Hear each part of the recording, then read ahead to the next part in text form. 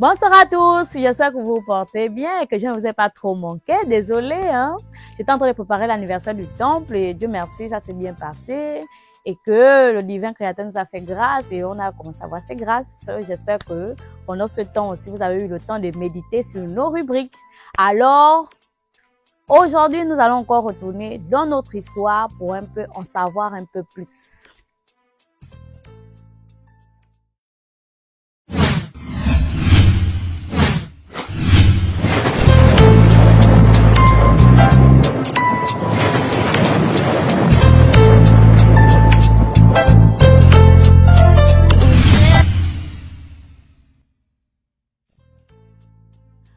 Beaucoup d'âmes se sont éloignées de la vision, de la parfaite Éden pour épouser la facilité corruptive que l'Occident offre au monde.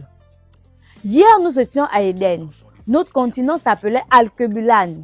Nous étions prospères et récoltions ce que l'on semait. C'était la paix. Puis ils sont partis par-delà les quatre coins du globe, exprimer la grandeur de la parole qui régnait sur nos rois humains. Multipliez-vous sur la surface de la terre et soyez féconds. Avait-il dit, et ainsi fut fait. Lorsqu'on s'éloignait de notre mère matricielle, on prenait un peu de son sang et de sa chair. Une fois arrivé sur une autre terre, on mélangeait les deux chairs pour ne pas perdre la connexion ancestrale avec notre mère matricielle Éden. Malheureusement, nous avons chuté. Nos frères nous sont revenus l'esprit vide de savoir et de connaissance. Ils nous ont enviés du fond de leur âme noircie par la réalité du nomadisme. Nous, sédentaires, restés dépositaires de la connaissance et du savoir ancien, avions essayé de les ramener à la lumière originelle. Mais en vain. Leur volonté de vouloir être à nos places les animait tellement. Inquiets.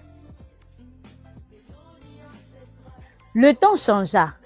L'ère du taureau nous fit perdre pied, puis l'ère du poisson nous crucifia. Ainsi, leur plan machiavélique avait finalement marché. Nous sommes très vite quittés de la spiritualité à la religion. La navigation orientée vers la matière nous fit plonger dans l'animalité. Ils ont fait de nous des esclaves. Comment comprendre qu'un homme puisse voir en un autre l'absence de l'humanité? Ils nous ont pourtant vus ainsi, comme du bétail, car leur âme était obscurcie par le besoin avide de la matière et du pouvoir réduit à sa vile vision. 500 ans d'esclavage, le tribut est lourd. Des milliers de morts et de déportations. 2000 ans de lavage de cerveau. Aujourd'hui, nous sommes pieds joints dans l'aliénation la plus obscure de notre humanité. L'oppresseur n'est plus assis sur un trône physique, mais il est assis dans notre mental. Beaucoup disent que rien de beau ne peut venir de nous et qu'il n'y a que l'Occident qui peut faire ce qui est bon. Vous êtes sûrs de ça? Ils nous ont renommés. Ils ont rebaptisé notre terre noire. La rébellion a été chassée au plus profond de la forêt. Et même de là-bas, ils nous ont retrouvés des siècles plus tard. Et ils ont continué à nous dépersonnaliser. Il fallait tuer notre connexion.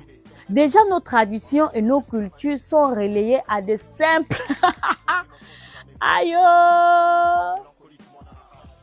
Et voilà le travail de la SCJ. Je vous remercie, Madame SCJ. Où en étais-je? Ok. Il fallait tuer notre connexion. Déjà, nos traditions et nos cultures sont relayées à des... Oh, j'ai même mal au cœur. Sont relayées à de simples prémoussailles folkloriques sans valeur. Et oui, nous avions presque perdu la mémoire.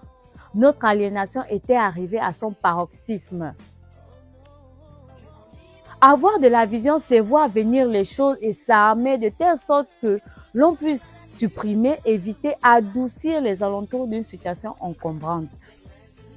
Nos ancêtres étaient des visionnaires. Ils ont inscrit sur la pierre et dans notre sang le schéma de la restauration profonde de notre identité.